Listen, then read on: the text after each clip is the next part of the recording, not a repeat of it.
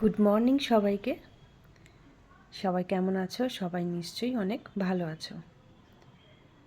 সকাল সকাল চলেছি ছেলের স্কুলে।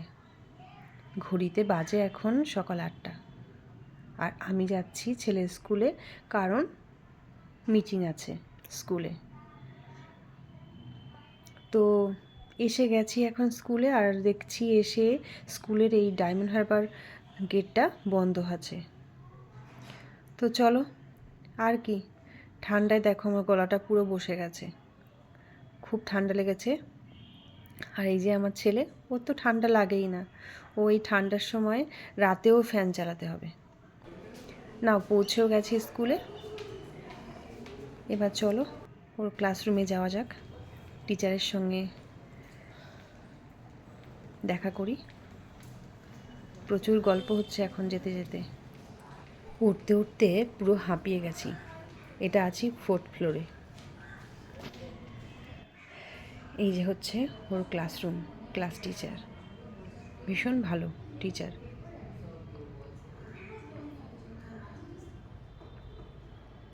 এটা হলো ছেলের ক্লাসরুম।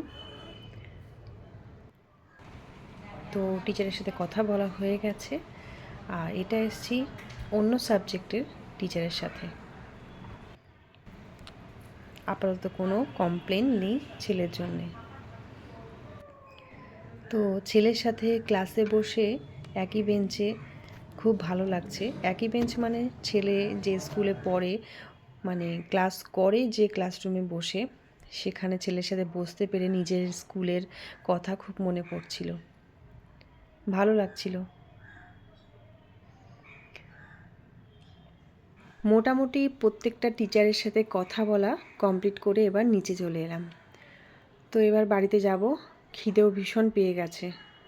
দুপুর 12টা 30 বাজে, ভীষণ খিদে পেয়ে গেছে।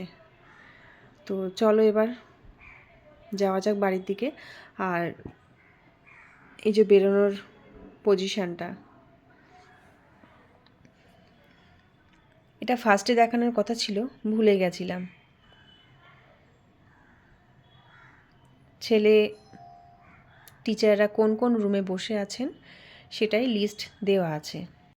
কিছু যে কমপ্লেন পাইনি এমন না, কমপ্লেন পেয়েছি দুটো বিষয়। একটু বেশি কথা বলছে আগের থেকে, বড় হয়েছে তো সেই জন্যে, কি বলবো আর।